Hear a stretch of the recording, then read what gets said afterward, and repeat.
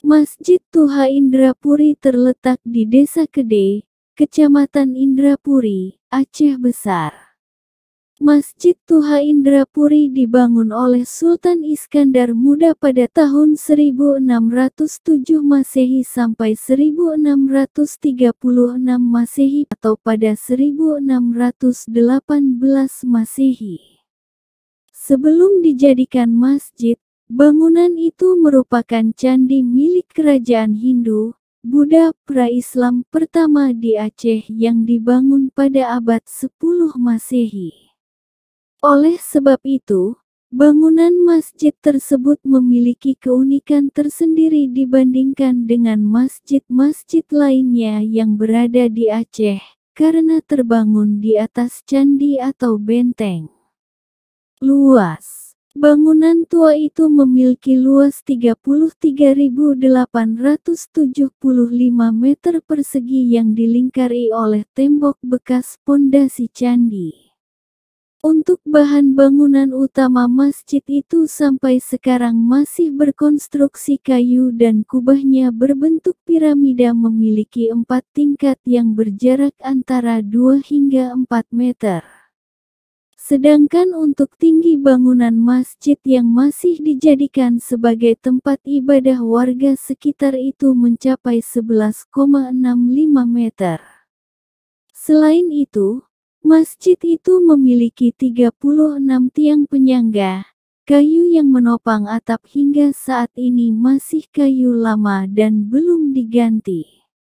Sementara itu, di dalam masjid terdapat ukiran kaligrafi kuno yang terdapat pada setiap sudut masjid. Jarak masjid yang merupakan salah satu situs sejarah penting bagi perjalanan sejarah Islam Aceh tersebut, dari Banda Aceh memiliki jarak sekitar 25 km. Untuk menuju ke lokasi bisa ditempuh melalui Jalan Lintas Nasional Banda Aceh Medan. Dari Banda Aceh dapat dicapai dengan waktu tempuh sekitar 35 menit baik itu dengan menggunakan angkutan umum ataupun angkutan pribadi. Menurut catatan dalam agama Islam, Masjid Tuha Indrapuri yang memiliki 4 tingkat ini memiliki makna tertentu, yakni mulai tentang syariat, tarekat, hakikat, dan makrifat. Tentang syariat yang dimaksud ialah hukum atau aturan Islam yang mengatur seluruh pola dan aturan kehidupan umat yang menganut agama Islam. Tarekat dimaknai dengan jalan yang dilakukan untuk menjadi seorang yang bertakwa. Untuk hakikat dimaknai dengan kepercayaan dan patuh kepada Allah. Terakhir makrifat yaitu mengenal Allah lebih dekat. Dalam tasawuf tingkatan ini seperti seorang sufi yang telah mencapai makam, atau telah mendapat martabat di hadapan ilahi. Sejarah. Pada 10 Masehi, wilayah Indrapuri merupakan bagian dari wilayah kerajaan Hindu Indrapurwa. Indrapurwa pernah difungsikan sebagai benteng pertahanan pada saat pendudukan Portugis dan Belanda di Aceh. Literatur lain menyebutkan selain mendirikan kerajaan, orang-orang Hindu juga mendirikan candi yang diberi nama Indrapuri, yang artinya Kuta Ratu. Lalu pada abad ke-12 Masehi, Kerajaan Hindu Lamuri perang dengan pasukan bajak laut dari Cina. Pada akhirnya perang dimenangkan oleh Kerajaan Lamuri atas bantuan Merah Johan yaitu Pangeran dari Lingga, Gayo, yang kemudian menjadikan Kerajaan Lamuri sebagai penganut Islam. Kemudian kuil milik Hindu diubah menjadi masjid sejak 1207 Hijriah atau 1618 Masehi di atas bekas reruntuhan pura masa pra-Islam. Sebuah riwayat menyebutkan bahwa Masjid Indrapuri dibangun oleh Sultan Iskandar Muda yang memimpin Kesultanan Aceh pada tahun 1607 sampai tahun 1636 Masehi. Berawal dari sebuah candi Hindu, lambat laun berubah menjadi masjid yang kini telah menjadi salah satu tempat wisata religi di Desa Pekan Indrapuri atau dikenal dengan Indrapuri Pasar, Kabupaten Aceh Besar. Unik dan menarik untuk diketahui, serentetan sejarah masuknya Islam ke Aceh membuat kita tidak akan pernah tahu kisah dari candi Hindu yang sempat dihancurkan lalu menjadi masjid yang kini masih setia menemani warga setempat untuk beribadah. Masjid Indrapuri ini masih tetap terjaga dengan etnik tradisional yang dimilikinya. Bentuk serta ukuran yang tidak begitu mewah menambah tanda tanya besar, dari mana asal-usulnya masjid yang berbentuk bujur sangkar tersebut bisa menyimpan berjuta sejarah Aceh tempo dulu. Sebelum tahun 1607 Masehi sampai 1636 Masehi pada masa Kesultanan Iskandar Muda Berjaya, Indrapuri adalah salah satu daerah yang pernah ditempati oleh orang-orang Hindu di Aceh. Candi Hindu itu dulu juga dikenal dengan benteng atau kerajaan orang Hindu. Pada tahun 604 Masehi adik perempuan dari Putra Harsha melarikan diri dari kerajaannya ke Aceh.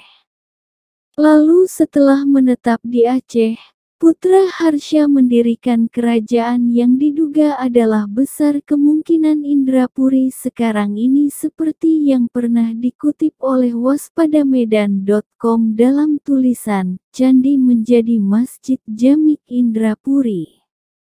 Selain dugaan dari kerajaan yang didirikan oleh Putra Harsha, ada juga bukti lain yang terdapat di seputaran daerah Indrapuri tersebut seperti adanya perkampungan orang Hindu, yakni yang terletak di Kampung Tanoh Abe serta beberapa peninggalan kuburan orang Hindu.